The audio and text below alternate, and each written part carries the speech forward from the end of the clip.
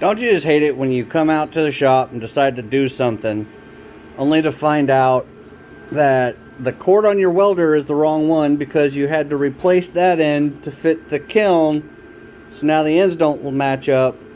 But luckily I still had the original cord that came on the welder, which plugs in, and I had fashioned a new one. Anyway, 2.5 hours later of putting the original cord back on the metal hot glue gun, I'm going to tackle trying to get these broken studs and bolts out. So rule number 1, clean your surfaces. I took a wire cheek poker and went all around and cleaned up the metal, hit it with a little acetone to try and give me the best chance possible.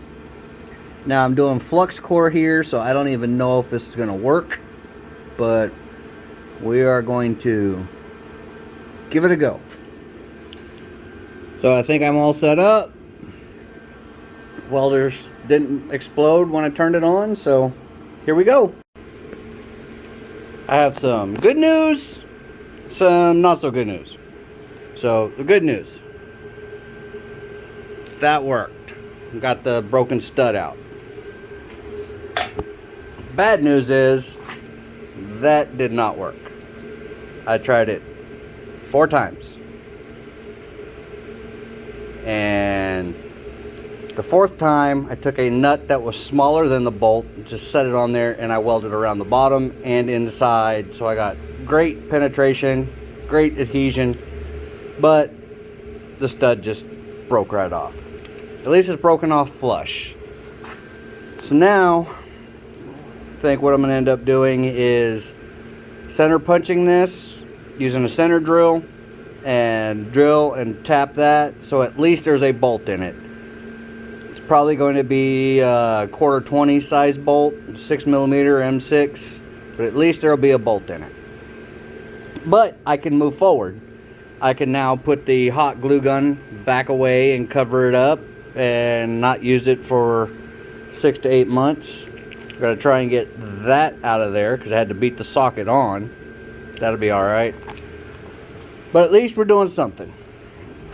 These threads in here may look to be a little chowdered, so I will chase that with a tap just to get it clean. I'll blow all the goo out of here and keep on moving.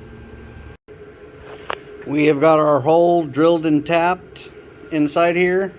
I went with a much smaller bolt just because this outside broken bolt in there is wedged in there so hard. I wanted material left over. So I center punched it, used a center drill. I drilled it out.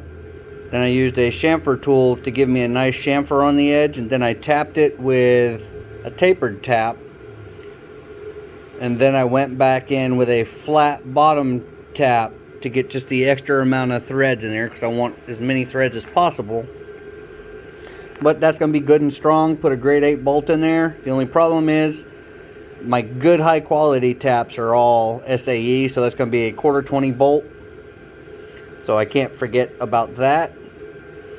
But now I just need to get a tap to chase that hole out and then pull a stud off of the head down there behind the can. This one, I have this one, it came out when we took it apart. I'll wire wheel all of these as much as possible just to clean them up. Might even chase them with a die if I can. I don't know if I'm going to have enough clearance there, but we'll get that chased through. And then we torque down the oil pan, pull the valve cover back off, spin everything over to make sure it stays in time, play with that timing chain adjuster, then it'd be ready to go back in the bike. On this oil pan, we noticed some JB Weld around the plug, and we were thinking maybe it was cracked, so I went ahead and pulled it off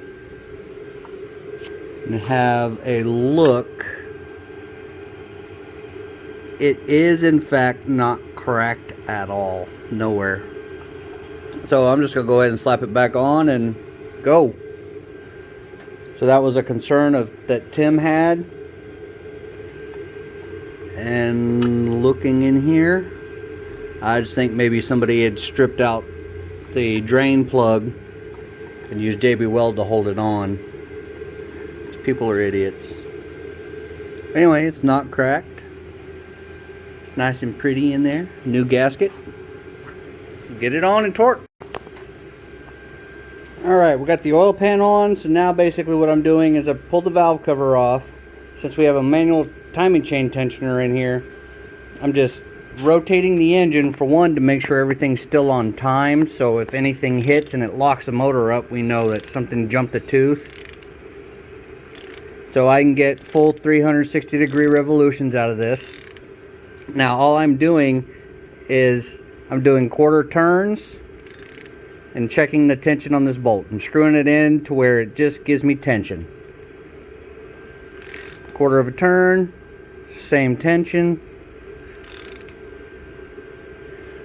same.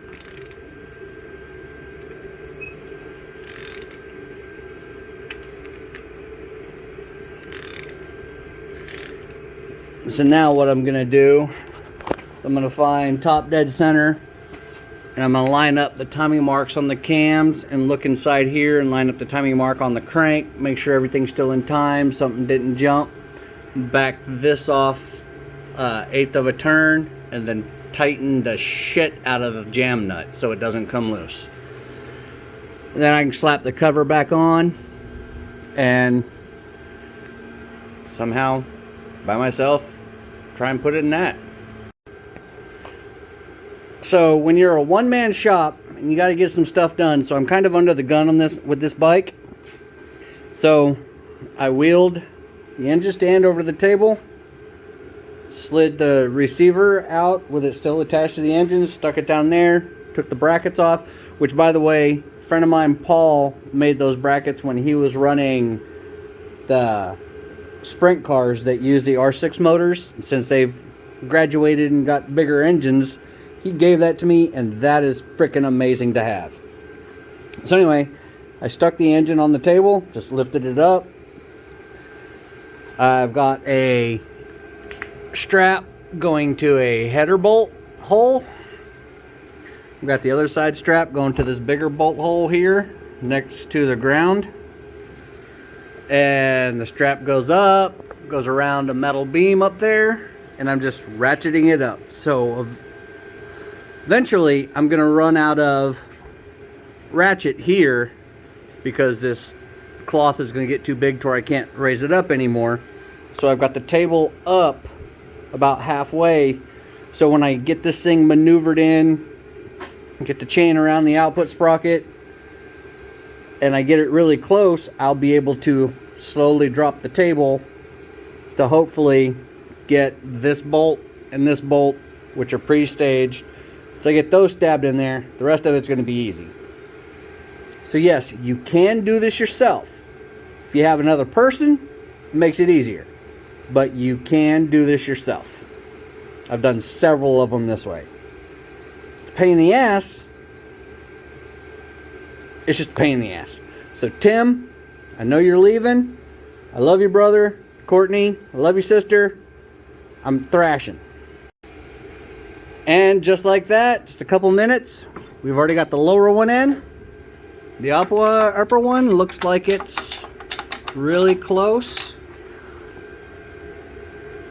So it looks like it needs to rock. So I am going to lift the engine up, and there we go. Look at that. The cone just fell out. Yeah. It's pretty awesome when things work out. Now, if I would have had another person here, that would have made this so much easier, but pissing with the cock I got.